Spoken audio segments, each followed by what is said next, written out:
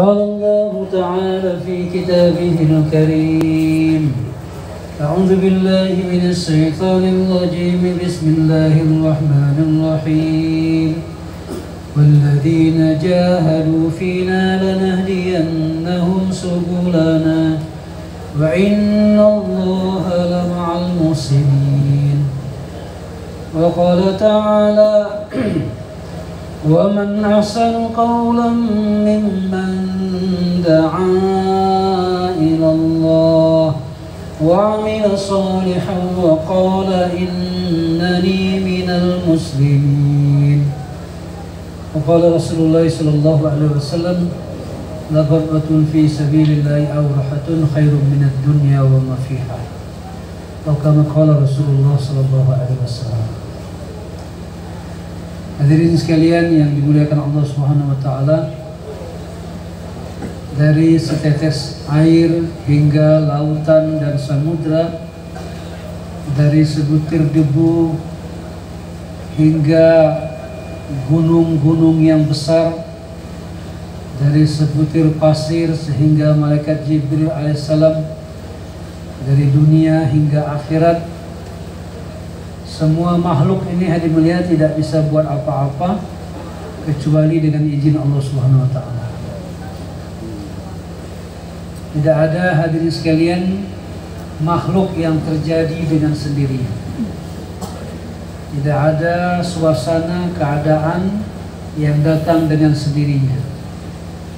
Semuanya dalam ketentuan Allah Subhanahu wa taala. Allah adalah zat yang menciptakan segala sesuatu dan Allah juga yang mengatur segala sesuatu.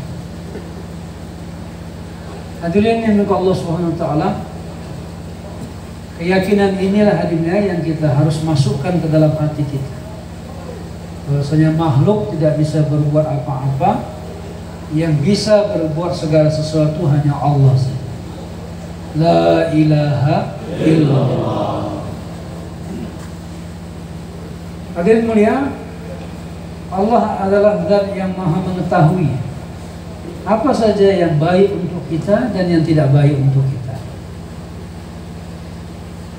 Semua makhluk ini hadirin mulia Allah ciptakan untuk kita, manusia. Inna dunya khuliqat lakum. Sesungguhnya dunia ini diciptakan untuk kamu manusia, untuk kita hadirin. Apa saja hadirin mulia? Matahari yang kita lihat terbit di pagi hari, tenggelam di sore hari. Walaupun itu hadirin mulia bermanfaat juga untuk makhluk yang lain, tapi pada hakikatnya sebenarnya Allah ciptakan matahari itu untuk kita manusia.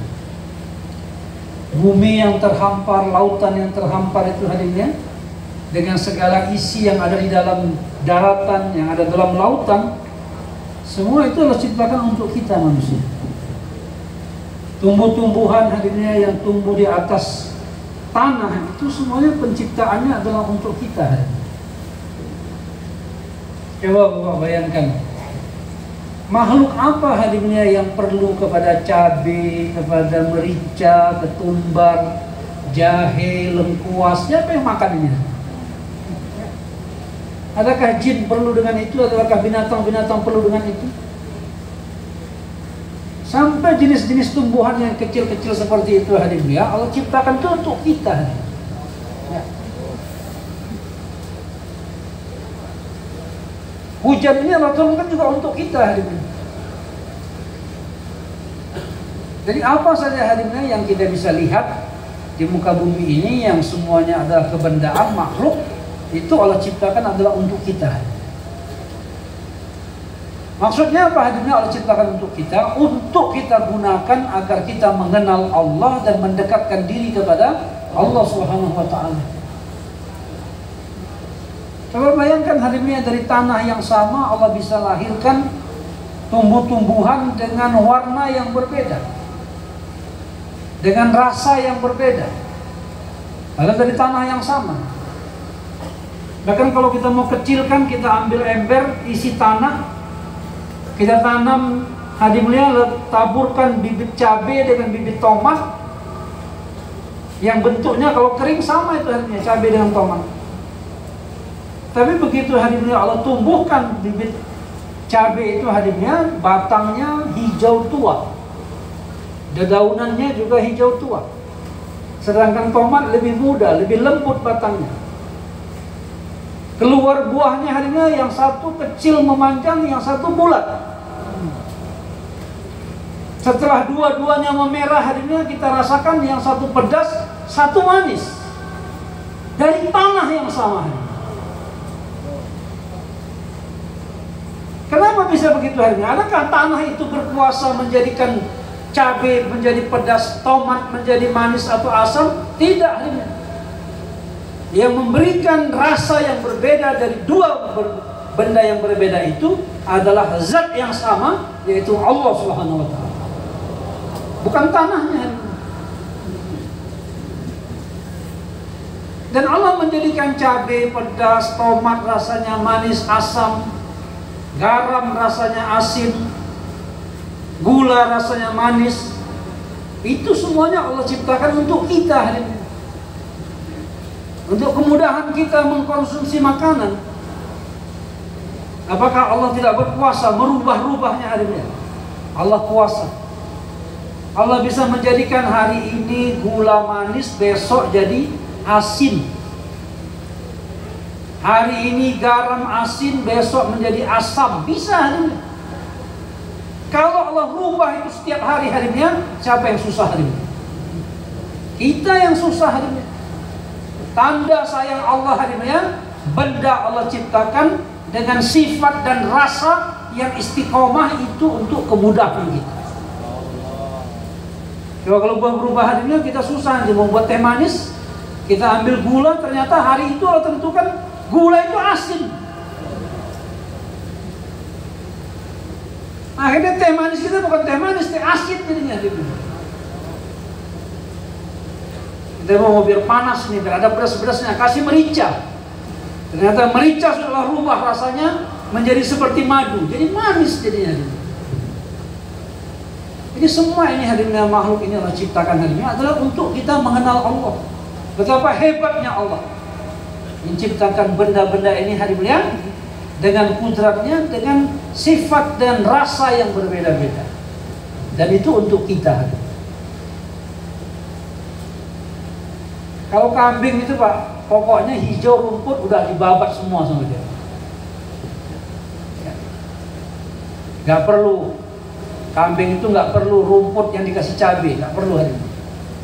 Kalau kita enggak hari ini. Kita sudah yang hijau-hijau, mesti ada merah-merahnya. Nah enak ini Pak, kalau sayur aja mesti ada sambalnya.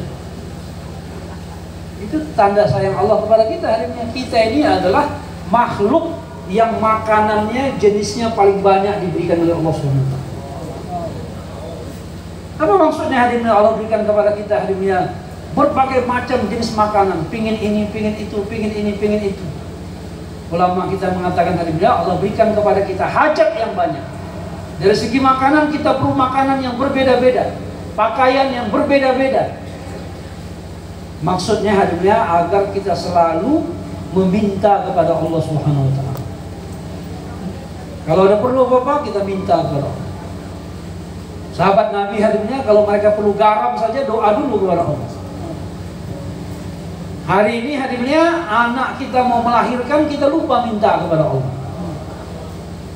Istri kita sakit, kita minta kepada makhluk, kepada dokter, bukan kepada Allah. Sahabat yang kecil-kecil, garam saja hadimnya. Mereka perlu garam, doa dulu minta kepada ya Allah, Engkau yang menciptakan garam, aku minta garam kepada Engkau ya Allah. Maka maksudnya hadimnya makhluk ini Allah ciptakan, dan hajat kita juga Allah ciptakan kepada makhluk-makhluk ini adalah agar kita minta kepada Allah. Dialah Allah yang bisa memberikan apa saja yang kita butuhkan hari ini. Dan Allah tahu hadimnya mana benda-benda ini hadimnya yang baik untuk kita, mana yang tidak baik. Maka walaupun Allah ciptakan hadimnya ada benda-benda hadimnya yang memang Allah ciptakan, tetapi tidak Allah izinkan kita untuk memakannya. Ini diharamkan untuk kamu memakannya, ini diharamkan untuk kamu meminum. Kenapa hadirnya? Karena itu ujian untuk kita. Adakah kita taat kepada Allah atau kita mengikuti hawa nafsu? Maka dari sini kita yakinkan hadirnya dalam hati kita bahwasanya Allah adalah zat yang berkuasa atas segala sesuatu, yang mengetahui segala sesuatu. Maka Allah layak untuk disembah. Karena Allah pemilik segala sesuatu, penguasa segala sesuatu. Maka hanya kepada Allah kita menyembah, hanya kepada Allah kita meminta. Jangan meminta kepada selain Allah, karena selain Allah semuanya fakir, semuanya miskin harinya, tidak punya apa-apa. Zat yang maha kaya adalah Allah. Orang itu harinya kalau manusia, sedermawan-dermawannya manusia, dermawannya itu ada batasnya. Kalau kita minta kepada dia, oh ya dia senang hati kasih itu.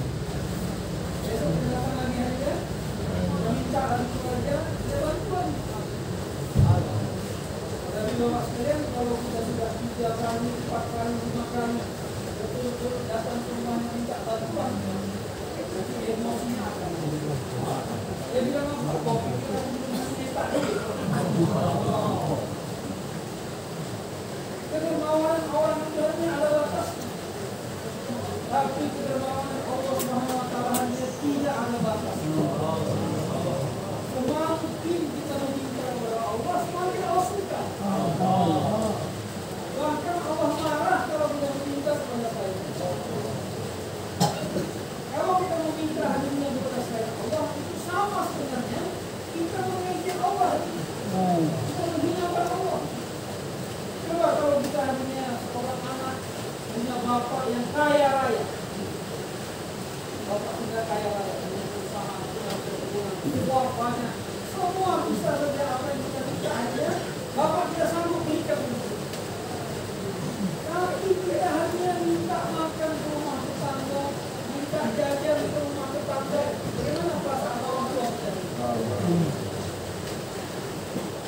Bapak kita kaya raya, tapi kita mengemis ke tetangga, kita mempermalukan orang tua kita. Maka sebenarnya kalau kita iman kepada Allah, tetapi masih meminta kepada selain Allah, tanpa sadar sebenarnya kita sedang mengejek Allah. Maka hadirnya apa saja yang kita hajatkan hadirnya, mintalah kepada Allah. Apa saja masalah yang kita hadapi, adukan kepada Allah. Ini namanya iman. Dan dengan iman seperti inilah hadirnya kita akan bisa mengamalkan agama. Keyakinan yang sempurna dalam hati kita kepada Allah Subhanahu wa Ta'ala. Dan orang kalau imannya sempurna hadirnya, maka amalnya pun akan sempurna. Jadi, agama itu harinya basicnya, landasannya adalah keimanan, keyakinan kepada Allah. Oleh karena itulah seluruh nabi dan rasul diutus oleh Allah ke muka bumi ini dengan tujuan yang sama, dengan kerja yang sama, yaitu mengajak manusia kepada Allah. Adu'u ilallah, itulah kerja semua nabi. Dari mulai Nabi Adam alaihissalam sampai kepada kekasih kita Nabi Muhammad sallallahu alaihi wasallam punya tugas yang sama. Ya ayyuhan nas qulu la ilaha illallah tuflihu. Wahai manusia, kamu ucapkan la ilaha illallah, maka kamu akan berjaya, kamu akan menang. Menang dunia, menang akhirat. Semua nabi hadinya Allah utus untuk itu. Mengajak manusia kepada kalimat. Tetapi hadirnya dengan wafatnya Rasulullah SAW, maka pintu kenabian ditutup oleh Allah. Tidak akan ada lagi nabi yang datang hadirnya ke muka bumi ini untuk menggantikan Rasulullah, itu tidak ada. Kalaupun riwayat mengatakan hadirnya Nabi Isa akan datang, nanti beliau turun hadirnya bukan lagi sebagai nabi, tapi beliau sebagai umat Rasulullah SAW. Karena Nabi adalah khataman Nabi, penutup pintu kenabian. Dengan tertutupnya pintu kenabian, maka Allah dengan rahmatnya, dengan kasih sayangnya hadirnya mengamanahkan kerja dakwah, kerja mengajak manusia kepada Allah, kepada kita umatnya, kepada umat Rasulullah SAW.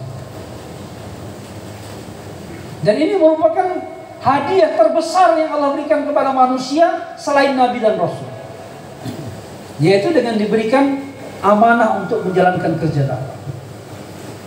Sebenarnya hari ini kita ini nggak layak hari ini menjalankan kerja dakwah. Dari segi fisik kita tidak layak, dari segi sifat kita tidak layak hari ini. Ya. Nggak ada kelayakan kita untuk melanjutkan kerja kenabian. Kalau kita lihat kisah-kisah para nabi hari ini, mereka yang Allah tunjuk menjadi nabi itu adalah orang-orang pilihan yang sejak sebelum kelahirannya hadirnya sudah Allah siapkan. Lihat hari ini bagaimana kisah Nabi Ibrahim. Sebelum lahir lagi hadirnya sudah dikejar-kejar oleh Namrud, tetapi tetap diselamatkan oleh Allah. Nabi Musa alaihissalam sebelum lahir dikejar-kejar oleh Fir'aun, tapi dijaga oleh Allah SWT. Nabi Isa alaihissalam sebelum lahir, orang tuanya sudah menazarkan. Jadi semua nabi-nabi itu harinya adalah orang-orang pilihan yang Allah telah mempersiapkan mereka untuk menjadi nabi sebelum kelahirannya. Sampai ketika mereka lahir dalam penjagaan Allah.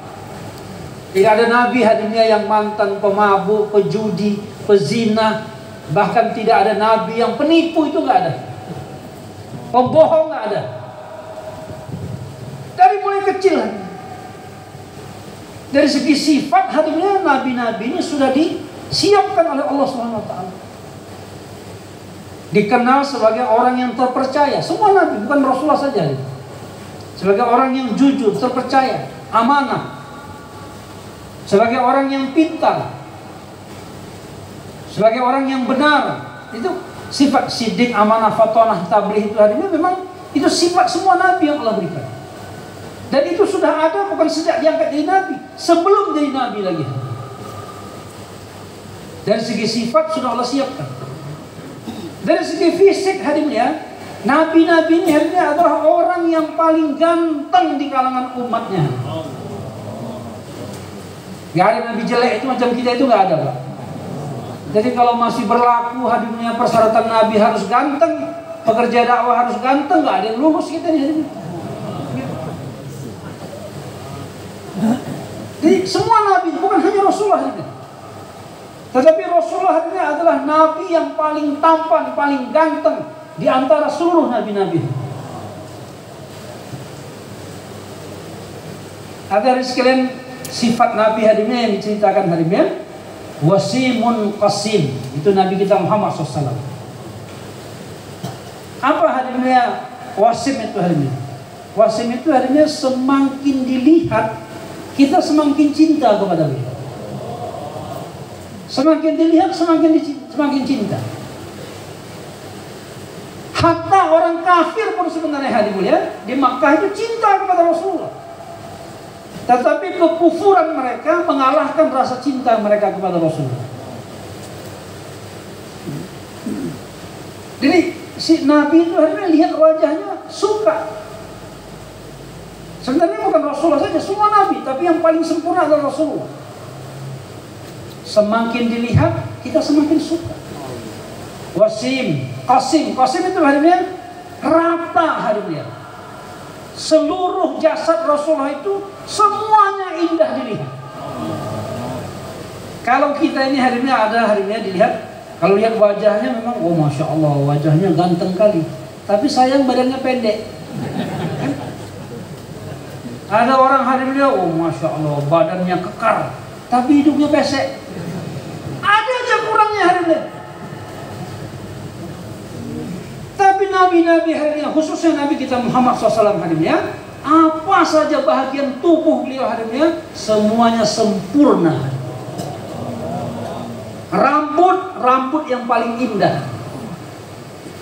Alis mata yang paling indah, hidung yang paling indah, bibir yang paling indah, gigi yang paling indah, tangan paling indah, tubuh paling sempurna.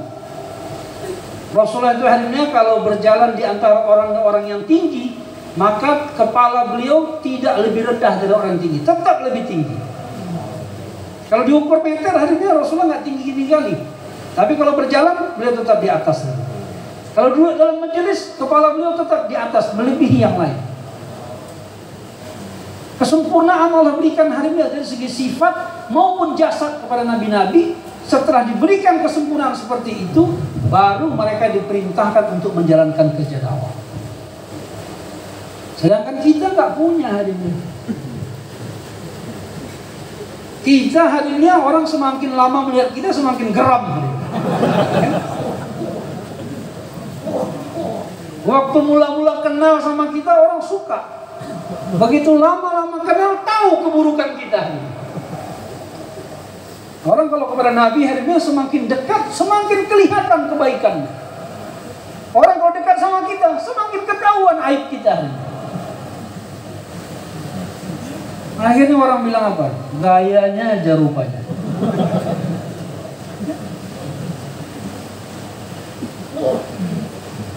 Dan kita ini gak merata hari ini. Di antara kita ini ada yang mungkin cakapnya yang pandai hari ini, bagus berkata-kata, tapi akhlaknya kurang baik. Ada yang akhlaknya baik tapi gak berani ngomong. Ada yang siap korban waktu tapi celit korban harta. Ada yang siap korban harta tapi gak mau korbankan waktu. Ini model kita nih hari ini. Ada yang pemberani, ada yang penakut. Maka hadirin Allah SWT, Allah jadikan kerja dakwah ini hadirin menjadi kerja istimai. Maksudnya hadirin agar kita yang lemah-lemah ini berkumpul hadirin sehingga kelebihan-kelebihan sedikit yang ada pada diri kita dikumpulkan menjadi satu kekuatan yang akan mendatangkan bantuan Allah Subhanahu wa taala. Jadi istimai kita itu hadirin yang Allah pandang hadirin. Yang ini punya kelebihan-kelebihannya dimanfaatkan, ini punya kelebihan-kelebihannya dimanfaatkan. Kerjasama kita itu hadirin yang menyenangkan Allah sehingga Allah mendatangkan bantuannya kepada kita. Kalau secara individu, secara pribadi hadirin kita ini serba kurang, lebih banyak kurangnya daripada lebihnya hadirin. Tapi karena ini hadirin kerja istimai, yang Allah pandang hadirinnya adalah istimaiyatnya, kebersamaannya. Maka semua takaza dalam kerja dakwah ini hadirin ditakazakan secara istimai. Yang kerja dakwah secara istimai, berjamaah, bukan sendiri-sendiri. Yadullahi ma'al jamaah, tangan Allah, bantuan Allah bersama dengan jamaah. Nah inilah hadirinnya yang diterapkan oleh para sahabat alaihi majma'in. Mereka berdakwah bersama dengan Nabi hadirinnya bersama-sama, sehingga dengan dakwah mereka hadirinnya Allah telah menjadikan dakwah mereka menjadi sebab tersebarnya hidayah ke seluruh alam. Tetapi hadirin sekalian, untuk menjalankan kerja dakwah ini hadirin diperlukan hadirin orang-orang yang siap korban lebih daripada orang-orang lain. Di masa Rasulullah hadirin ada Abu Bakar. Yang Abu Bakar ini hadirin sekalian adalah orang yang dekat dengan Nabi dan siap mengorbankan apa saja untuk Rasulullah SAW. Memang hadirin tidak semua sahabat seperti Abu Bakar. Tetapi perlu ada hadirin bersama dengan Nabi orang seperti Abu Bakar, baru dakwah Nabi berjalan. Di zaman ini juga begitu Pak. Nggak mungkin semua kita seperti Abu Bakar, tapi perlu ada hadirin orang yang seperti Abu Bakar As-Siddiq yang siap korban harta dan diri. Ini yang selalu bersama dengan Nabi. Ini yang sekarang ini hadirin disebut oleh masyayikh kita, oleh ulama kita, oleh Maulana Sa'ad sebagai amlah. Ini kita dengar ini, amlah. Apa itu amlah? Amlah itu hadirin adalah orang yang merasa bertanggung jawab atas maju mundurnya agama ini.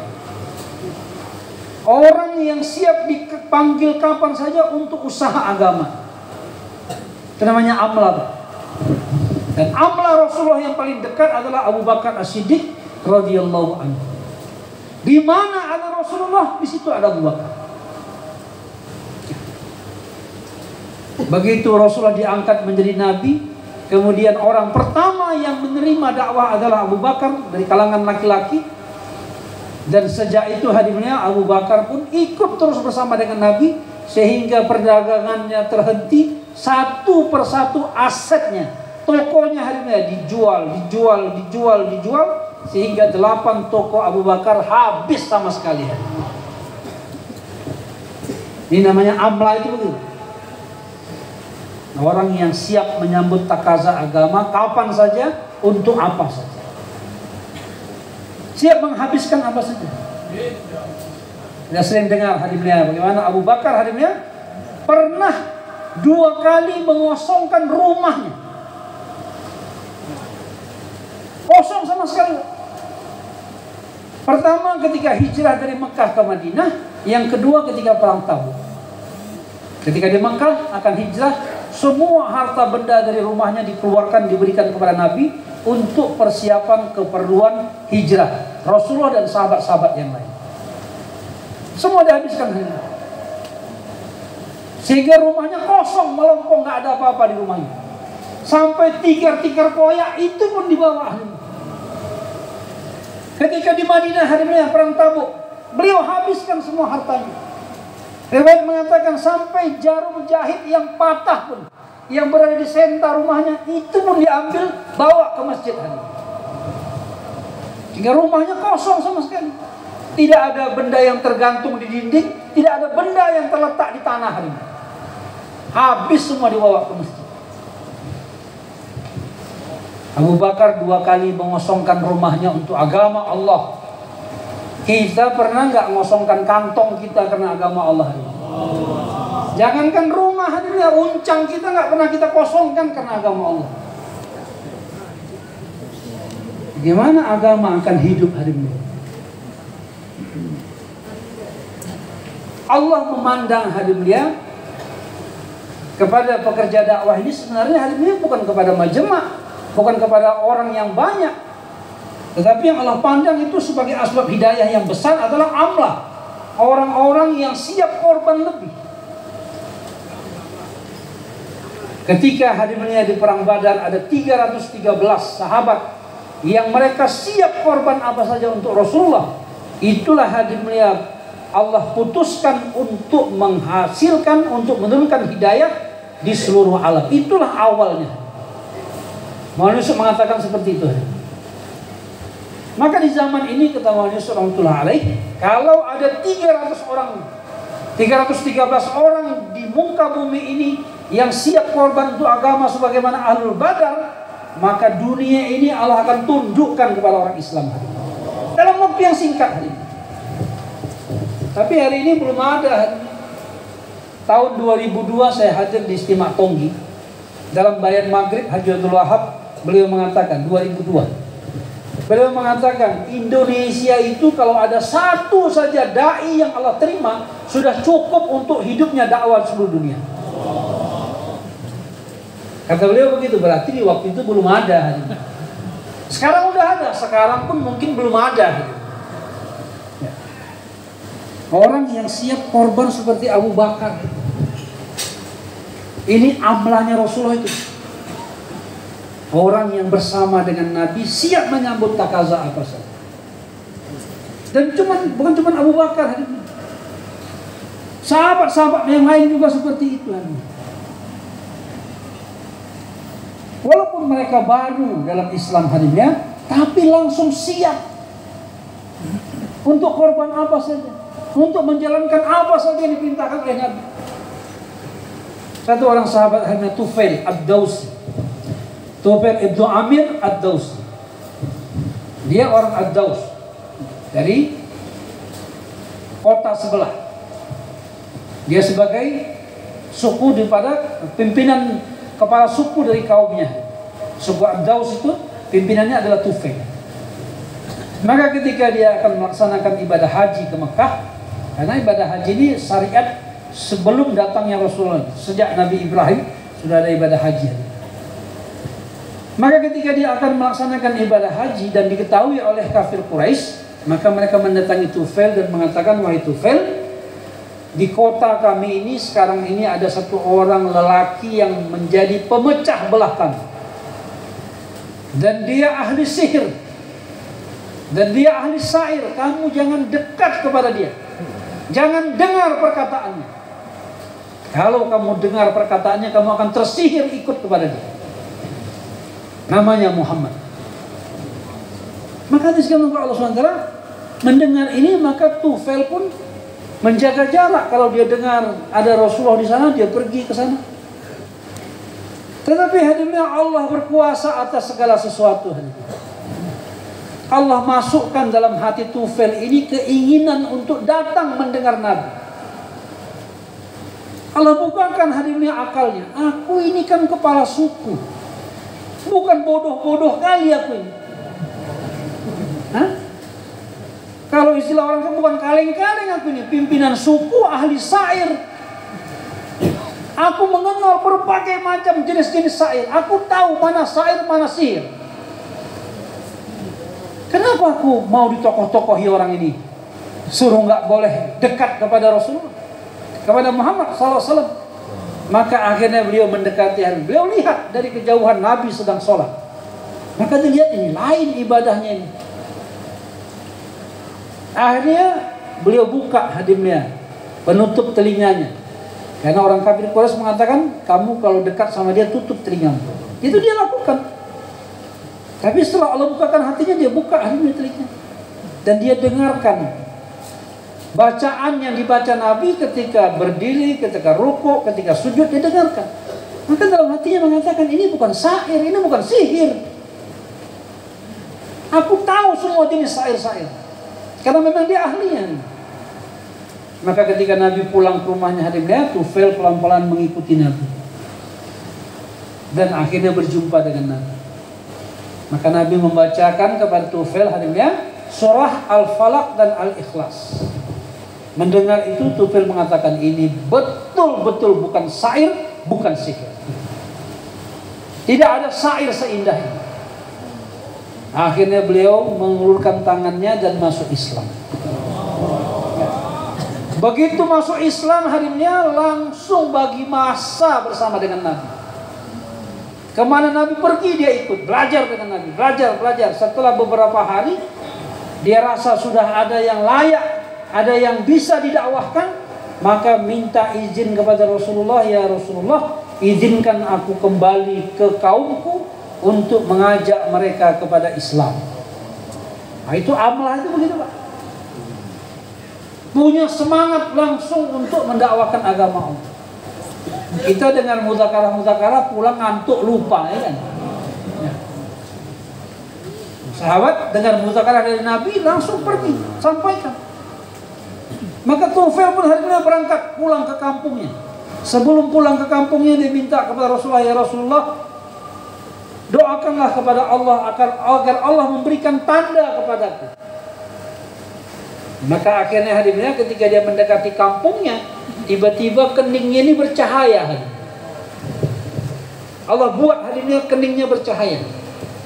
Tapi dia merasa ini bahaya juga ini kalau kening bercahaya ini. Orang merasa aneh nanti.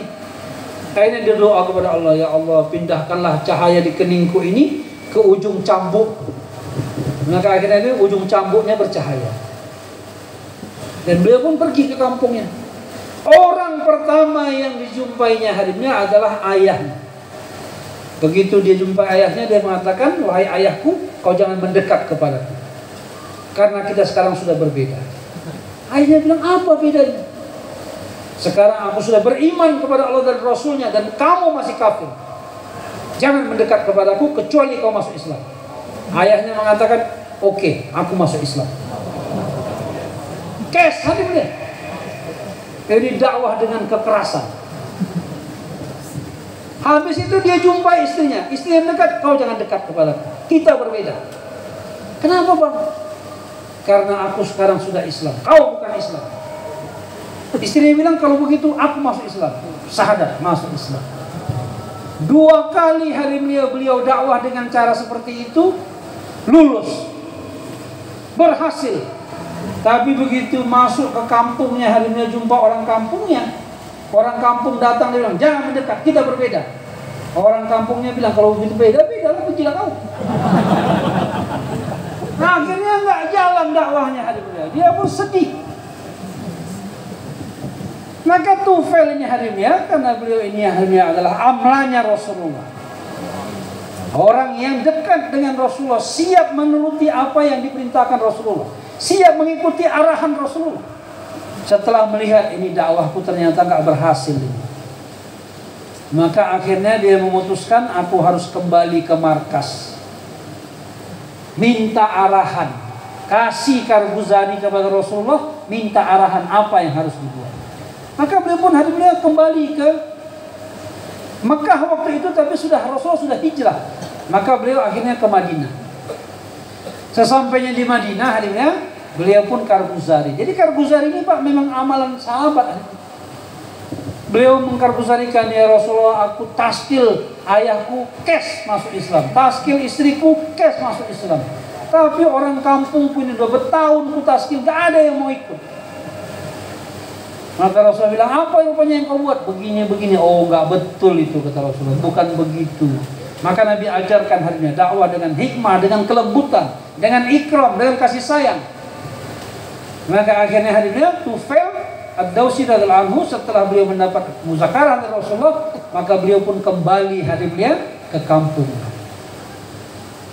Beberapa waktu kemudian Tufail membawa 80 kepala keluarga suku Daus, semuanya dibawa ke Madinah, datang ke markas, semua masuk Islam di tangan Nabi. Begitu sahabat-sahabat itu begitu terima Islam, mereka langsung menjadi amlanya Rasulullah, menjadi wakilnya Rasulullah untuk mendakwakan agama Allah.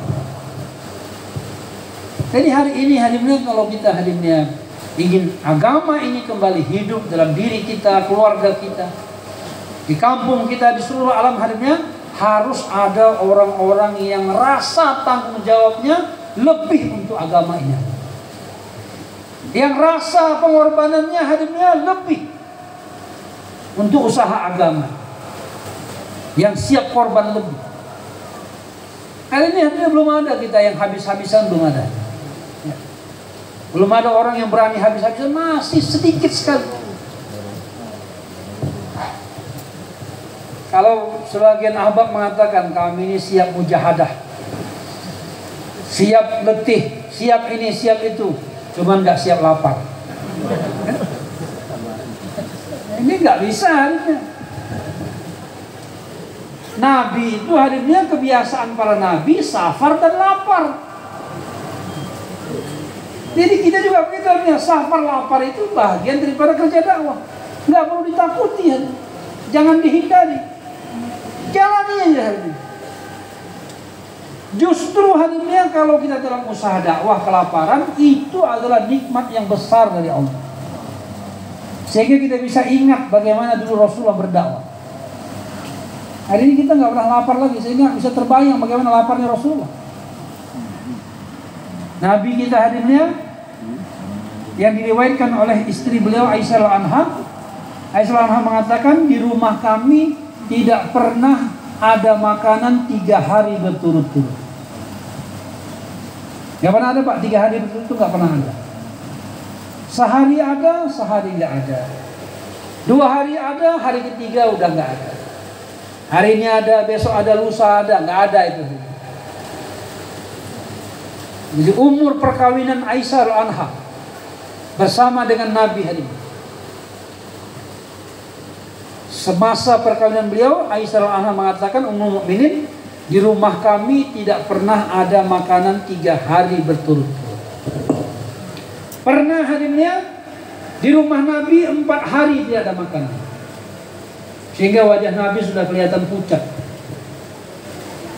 Maka Aisyah kasihan melihat Rasulullah dan mengatakan kepada Rasulullah, ya Rasulullah, mintalah harta kepada Allah agar kita jangan susah seperti ini. Aku kasihan melihat engkau kelaparan.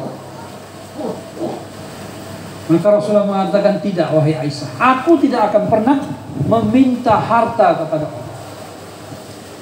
Biarkan aku mengadukan kepada Allah atas kelaparanku, bukan meminta harta kepada Allah. Maka Rasulullah pergi hari ini, meninggalkan kamarnya, meninggalkan rumahnya, masuk masjid. Karena rumah Nabi dengan masjid cuma berbeda pintu saja. Kalau Bapak pernah ziarah ke Masjid Nabawi bisa lihat itu. Kubur Nabi itulah rumah Nabi sekarang.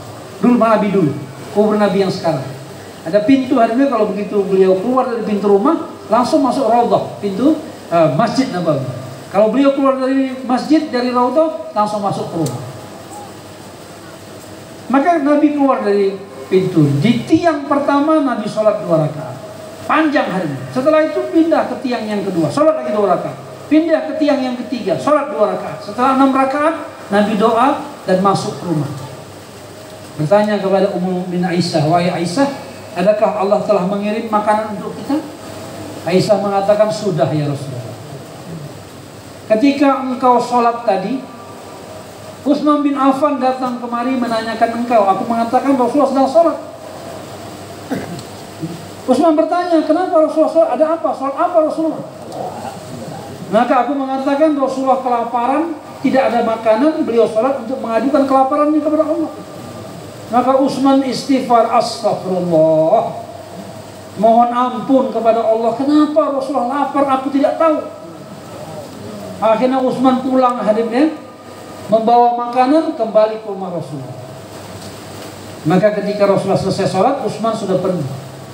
Mendengar cerita Aisyah anha kalau yang mengantar itu adalah Utsman anhu, maka Nabi langsung angkat tangan berdoa kepada Allah, ya Allah, aku cinta kepada Utsman dan cintailah Utsman. Aku cinta kepada Utsman dan cintailah Utsman. 3 kali Nabi doa. Ini adabnya Pak, kalau kita dikasih orang hadiah, doakan. Kadang-kadang kita dikasih hadiah, kita bilang cuma thank you aja gitu kan. Makasih Pak ya, makasih Pak. Orang beriman itu hari mulia tidak perlu kepada thank you kita harinya. La nuridu minkum jaza'u wala syukura. Enggak perlu balasan, enggak perlu ucapan terima kasih. Ummul Mukminin Aisyah anha waktu setelah Islam sudah kaya ya, di masa Khalifah Umar bin Khattab, banyak dapat rampasan perang, banyak dihadiahkan ghanimah kepada Ummul Mukminin Aisyah anha. Maka beliau memberikan uang-uang itu kepada pembantunya, suruh bagi-bagikan kepada orang miskin. Dan beliau memberikan pesan kepada pembantunya, nanti kalau kamu berikan sedekah kita ini, infak kita ini, dengar apa yang dia ucapkan. Kalau dia berdoa kepada Allah, doa yang sama sebagaimana dia berdoa. Jadi Aisyah anha tidak mau ada balasan harinya, walaupun doa bahkan nggak mau minta balasan. Tapi kita sebagai adab, sebagai orang diberi hadiah, yang dicontohkan Nabi, kalau kita diberi orang, kita doakan. Maka akhirnya Nabi mengatakan kepada Aisyah anha, wahai Aisyah, kenapa? Kau tahu nggak kenapa aku tidak mau minta harta kepada Allah? Aisyah menanyakan, kenapa ya Rasulullah? Kalau aku mau harta, kata Rasulullah, Allah melalui malaikat Jibril pernah menawarkan gunung Uhud dijadikan emas, dan emas itu untukku, dan emas itu berjalan mengikuti aku kemana aku pergi. Bapak tahu Pak berapa besar itu gunung Uhud, berapa panjang gunung Uhud? Gunung Uhud itu panjangnya 14 km. Coba bayangkan berapa ribu ton itu emas hari itu, yang ditawarkan halal untuk Rasulullah. Tapi Rasulullah tidak terima. Kalau aku mau, kata Rasulullah, Allah telah tawarkan gunung Uhud menjadi emas untuk aku, kata Rasulullah. Tapi memang aku tidak mau menerima harta, tidak mau menjadi orang kaya. Kenapa? Karena aku tahu umatku yang sekarang sampai akhir zaman, sebahagian besar mereka adalah orang-orang miskin. Aku takut kalau aku menjadi nabi yang berharta, maka umatku akan menganggap mengamalkan agama, menjalankan usaha agama harus kaya seperti Rasulullah. Sedangkan nabi kita miskin pun Pak, kepala otak kita ini hari ini masih mikir kita ini akan kuat, akan hebat kalau kita kaya. Coba bayangkan kalau Rasulullah kaya hari ini, jadi forum semua kita hari ini. Nabi kita yang makan nggak makan pun hari ini kita menganggap kita ini akan bisa nih dakwah kemana-mana kalau kita kaya. Agama ini akan bangkit kalau orang Islam ekonominya kuat. Berapa banyak hari ini negara-negara Islam yang kaya raya hari ini, hidup nggak agama di sana hari ini? nggak hidup hari ini. Menghidupkan agama ini hari ini bukan dengan harta, bukan dengan kekuasaan, bukan dengan kerajaan. Menghidupkan agama ini hari ini dengan pengorbanan, dengan kelaparan, dengan kesedihan, dengan tangisan. Ini yang dicontohkan oleh Nabi dan para sahabat. Maka perlu ada orang-orang hadimnya yang siap korban lebih untuk agama ini, baru agama akan bangkit. Jadi hari ini hadimnya kita ini yang banyak itu majema', yang banyak jemaah, tetapi amla masih sedikit. Padahal sebagai syarat untuk bangkitnya agama ini harus ada amla, orang-orang yang siap korban lebih. Kenapa hari ini mahala tidak hidup amal? Waktu ada satu orang hidup amal, begitu dia pergi mati amal. Halakah juga begitu. Ketika ada beberapa orang yang aktif hidup kerja halakah, begitu mereka keluar 4 bulan mati. Kenapa hadimnya? Karena yang banyak di mahala kita, di halakah kita adalah jamaah, majema', sedangkan amla hanya beberapa orang saja. Maka diperlukan hadimnya orang-orang yang siap korban lebih, korban harta, korban masa untuk agama ini hadimnya, baru agama akan bangkit. Maka bagaimana hadimnya cara? Apa usaha kita hadimnya untuk menambah jumlah orang-orang yang siap korban lebih menjadi amla dalam kerja dakwah? Caranya hadimnya adalah agar jamaah masjid kita hadimnya libatkan dalam amal makomi di mahala. Orang-orang masjid kita libatkan dalam kerja makomi. Dudukkan mereka dalam musyawarah agar sama-sama mikir bagaimana agar agama ini bisa hidup kembali. Bawa mereka dalam amal 2,5 jam, jaulah dan lain sebagainya. Nah, jamaah kita hadimnya yang sudah terhubung dengan amal masjid di mahala kita, mereka ini jangan kita biarkan hanya di mahala. Untuk menjadikan mereka sebagai amlanya Rasulullah, maka orang-orang di mahala yang sudah aktif ini bawa ke musyawarah halaqah. Aktifkan dalam takazah halaqah. Kalau orang mahala hadimnya hanya buat amal di mahala, maka fikirnya cuma mikiri kampungnya aja. Hanya mikiri masjidnya saja. Tapi begitu kita bawa dia ke musyawarah halaqah, ambil takazah halaqah, fikirnya menjadi bertambah luas, memikirkan satu kecamatan. Orang-orang yang aktif di halaqah, kita bawa mereka ke musyawarah kawasan, musyawarah zon, atau musyawarah markas daerah. Agar mikirnya semakin luas, memikirkan satu kabupaten. Orang yang sudah aktif di markas kabupaten, bawa ke markas provinsi. Dari markas provinsi, bawa ke markas nasional di Jakarta, di Kebun Jeruk. Yang sudah aktif Kebun Jeruk, bawa ke Nizamuddin. Orang-orang yang selalu duduk dalam musyawarah-musyawarah seperti ini hadimnya, orang inilah yang diharapkan akan lebih cepat untuk menjadi amlanya Rasulullah. Menjadi orang yang korban lebih. Kenapa? Karena ikut mikir. Orang siap berkorban itu kalau ada kerisauan. Kalau orang nggak ada risau, apa yang mau dikorbankan? Dia lebih mementingkan ganti sepeda motor baru, nambah teras rumah, manjangkan dapur belakang daripada keluar ke negara jauh. Kalau nggak pernah duduk dalam musyawarah, nggak pernah mikir harinya, nggak tahu takazah, nggak tahu karbusari, yang dibicarakan di rumah cuma dunia, maka kalau Allah berikan rezeki lebih, rezeki itu dipakai untuk urusan dunia juga. Tapi orang yang selalu ada hubungan dengan amal masjid, dengan halaqah, dengan markas provinsi, musda, dan munas dan sebagainya hadimnya, maka orang seperti ini akan Allah tanamkan dalam hatinya keinginan untuk korban apa saja untuk agama Allah. Orang-orang seperti ini nanti menjadi amlanya Rasulullah dalam usaha agama. Dan amlah itu hadimnya adalah orang yang satu fikir dan satu perkataan. Apa yang difikirkan, apa yang dikatakan adalah sebagaimana apa yang difikirkan, yang dikatakan oleh markas Nizamuddin. Dalam hal ini Hadraji Maulana Sa'ad dan berkata, apa yang beliau bicarakan hari ini, apa yang beliau fikirkan, itu yang kita bicarakan, kita fikirkan. Apa yang beliau bicarakan selama ini hadisnya belakangan ini? Yang beliau bicarakan bagaimana masjid hidup 24 jam. Bagaimana agar rumah-rumah hidup dengan taklim minimal dengan 5 amal. Bagaimana agar dari masjid keluar jamaah ke seluruh alam. Bukan cuma sekedar harimnya jamaah dikirim dari satu masjid dalam negeri, bahkan ke seluruh dunia. Dalam satu malfuzat beliau saat mengatakan, kamu jangan mengatakan masjidmu sudah hidup amal sebelum dari masjidmu keluar jamaah ke negara jauh. Walaupun sudah keluar jamaah 3 hari itu belum dianggap hidup hari ini. Tapi kita pikir bagaimana dari masjid kita hari ini bisa dikirim jamaah ke negara jauh. Masih dia Insya Allah.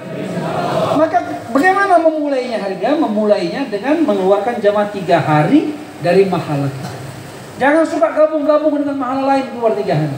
Walaupun 4 orang, 5 orang keluar sendiri.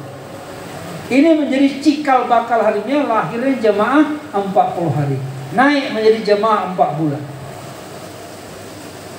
Alhamdulillah dengan bantuan Allah Subhanahu wa taala dari mahala saya tahun 2015 terbentuk satu jamaah sempurna ke negara jauh, jemaah Rijal ke Jepang.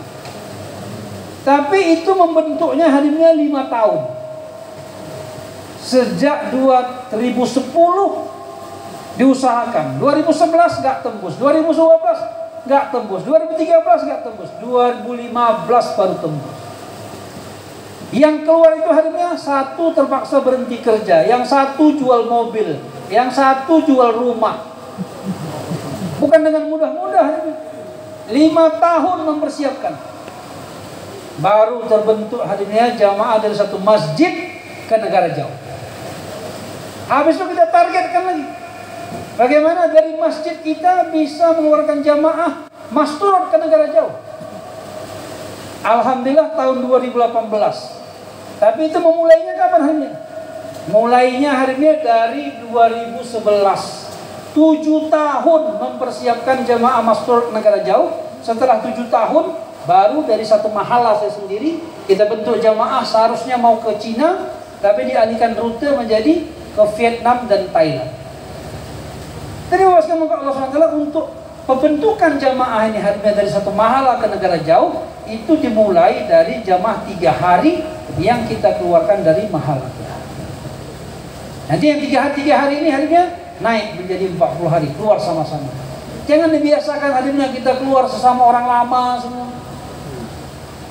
Tadi sudah dikasih muzakarah makomi sore tadi hari ini.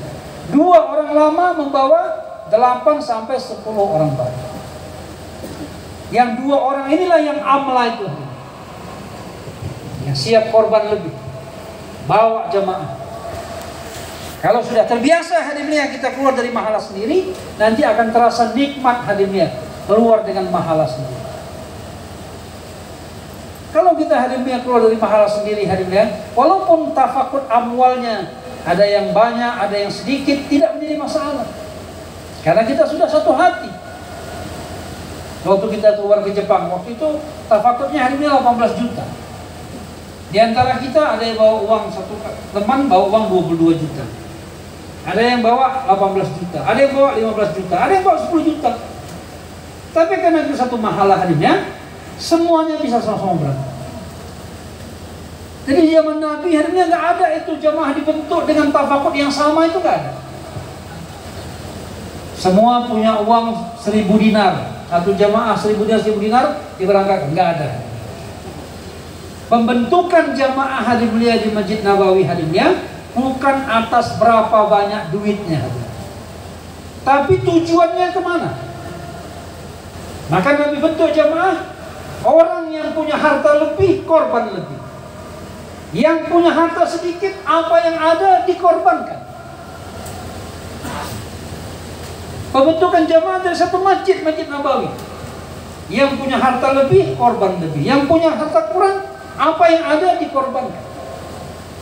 Dan yang punya harta sedikit hadimnya, mereka rela berlapar-lapar di jalan Allah asalkan mereka bisa berangkat keluar jamaah.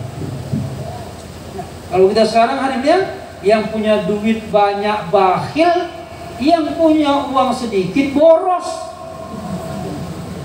Makan mau enak, nah, kalau nggak enak makan minta pulang, padahal uang sedikit.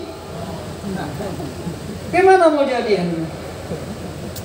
Saya pernah hadirnya kedatangan jamaah dari markas Medan. Mereka keluar jamaah jalan kaki 4 bulan masuk ke masjid saya.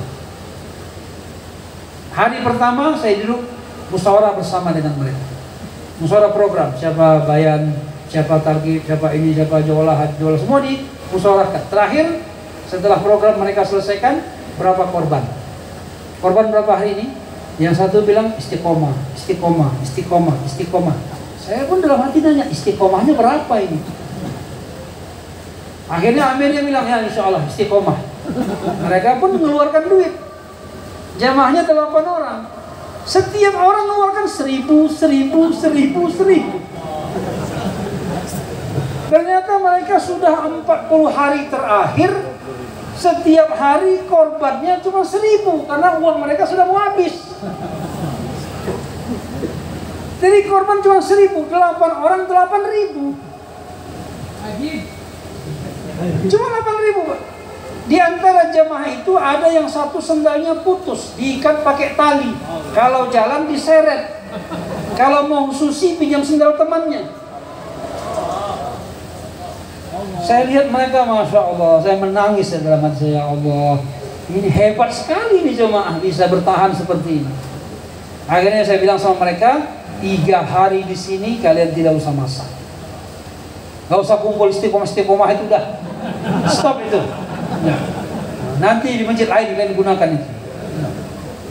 Selesai mereka 4 bulan sekalian. Dan dari 8 orang itu hadirin, dari 8 orang yang keluar seperti itu, 8-8-nya sekarang hadirin paling minimal sudah menjadi jubidar halqah, paling minimal. Ada yang sudah menjadi AMP hadirin. Allah pilih mereka hadirin menjadi penanggung jawab usaha agama, kenapa? Siap korban. Orang seperti inilah hadirin yang diperlukan dalam kerja dakwah, orang yang siap korban. Kalau ada orang seperti ini, baru hidayah Allah akan sebarkan di seluruh dunia. Bersiap, Masya Allah. Bapak sekalian, yang kita ini hadirinnya yang punya rezeki lebih, korban lebih. Yang punya rezeki kurang, siap korban apa saja, siap mengalami keadaan apa saja. Tetapi biasanya hadirinnya kalau kita siap susah, belum tentu dibuat Allah susah. Tapi kalau kita nggak siap susah, kita akan terus merasa susah. Kalau kita siap hadirin, kita siap keluar kemana saja, dalam keadaan apa saja. Itu biasanya hadirin justru Allah berikan kenikmatan-kenikmatan. Apalagi orang dakwah di akhir zaman ini, orang lemah-lemah. Allah tahu kita lemah hadirin, maka Allah tidak uji kita sebagaimana orang terdahulu. Malah saat beliau mengatakan apa? Untuk umat akhir zaman yang lemah-lemah ini, Allah datangkan bantuan kepada mereka kalau mereka berusaha dakwah 50 kali lebih cepat daripada bantuan Allah kepada sahabat. Apa karena kita lebih hebat dari sahabat? Bukan. Justru karena kita ini lemah, maka harus cepat dibantu. Ini karbon emergency, gawat darurat, maka perlu cepat dibantu. Dan itu kita rasakan sendiri hari ini. Kalau kita punya Allah, mana ada yang susah lagi sekarang? Susahnya dakwah ini hari ini ketika mau berangkat, itu aja yang susah. Begitu kita sudah tinggalkan rumah, bayar hidayah, senyum-senyum, ketawa-ketawa, itu aja yang ada hari ini. Menangisnya kalau 40 hari paling sekali 2 kali, senyum ketawanya setiap hari. Laparnya paling terlambat makan sejam 2 jam, kekenyangannya setiap hari. Tapi begitu pun harinya kita masih takut untuk keluar dari Allah SWT.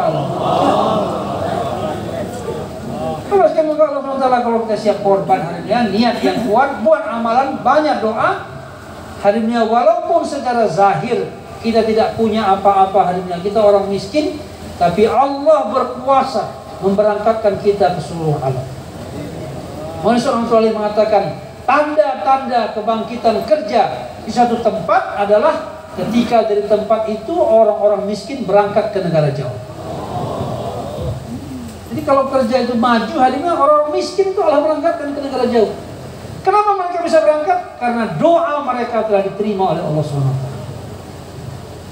Kalau kita lihat hadirnya jemaah-jemaah yang berangkat dari mana-mana daerah hadirnya, itu hanya 1-2 orang saja hadirnya orang yang berbeda. Yang lainnya orang-orang susah. Tapi karena doa mereka telah Allah terima, Allah berangkatkan. Dan kita ini hadirnya mau nggak mau ke negara jauh, itu adalah tanggung jawab kita hadirnya. Nanti di akhirat nanti hadirnya kita akan ditanya kepada Allah, ditanya oleh Allah Subhanahu Wa Taala. Kemana saja kamu telah pergi mendakwakan agama? Karena tanggung jawab kita seluruh alam hari ini. Kita ini ukhrijat linnas. Kita ini dikeluarkan untuk seluruh manusia. Kalau kita lihat ada hari mulia, rambutnya keriting, kulitnya hitam, hidungnya pesek, itu manusia Bang. Manusia, kita disuruh dakwah kepada mereka. Ada yang tidak rambutnya pirang, matanya biru, kulitnya merah. Manusia, kita harus dakwah mereka. Orang-orang di Amerika sana bule-bule. Ada yang rambutnya lurus, kulitnya putih, matanya cipit. Manusia. Kita dakwah mereka, kirim jemaah ke Cina. Dan sekarang ini Bapak sekalian Allah SWT, di mana-mana negara hadirnya, sekarang mereka menunggu kedatangan jemaah hadir. Karguzari yang terakhir ini hadirnya, yang terakhir. Ini baru saja hadirnya jamaah dari Jawa Barat yang keluar di Peru, mereka mengislamkan lebih dari 5.000 orang. Ya. Jamaah Medan hadirnya baru saja pulang, baru 2 malam yang lalu pulang ke Medan. Mereka keluar di Brazil selama 4 bulan. Dan 4 bulan di sana mereka mengislamkan 4.200 orang. Begitu mudahnya hadirnya orang mau masuk Islam hadirnya. Mudah sekali.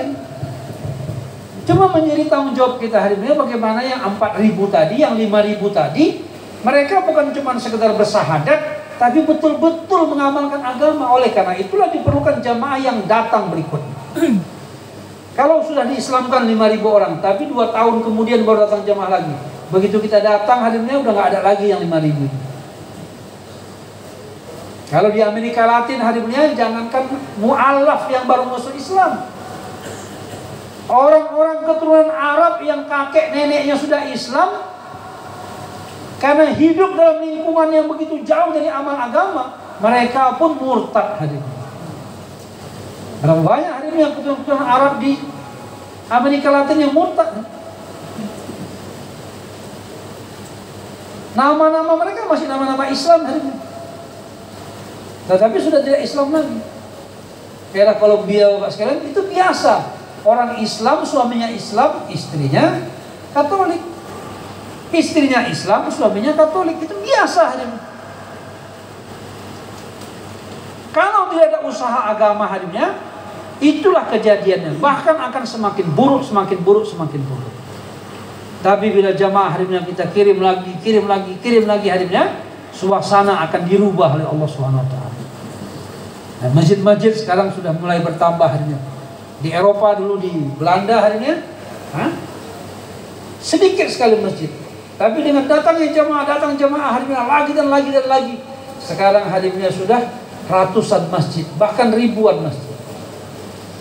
Dulu hadis sekalian Allah SWT, raja dari Saudi datang ke Perancis, ke Paris, jumpa dengan presiden Perancis.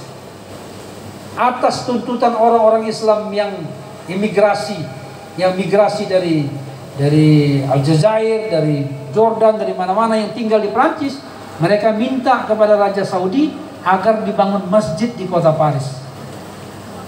Minta izin kepada presiden. Dan Prancis waktu itu mengatakan apa? Kami akan siapkan tanahnya, kami izinkan kalian membangunnya, dengan catatan izinkan juga kami bangun gereja di Mekah. Nah, akhirnya Raja Saudi waktu itu angkat tangan. Mana mungkin bisa diserang seluruh dunia saya kalau mengizinkan buat gereja di Mekah. Akhirnya nggak jadi hari ini. Tetapi dengan datangnya jamaah lagi dan lagi. Sekarang ini di Perancis hari ini lebih dari 5.000 masjid. Dan sebagian besar di Eropa masjid itu adalah pertukaran dari gereja menjadi masjid. Jadi kalau di sana Bapak sekalian, kalau kita bangun masjid, itu izinnya susah sekali. Markas di Inggris hari ini, itu mau dibangun harus minta izin dari 73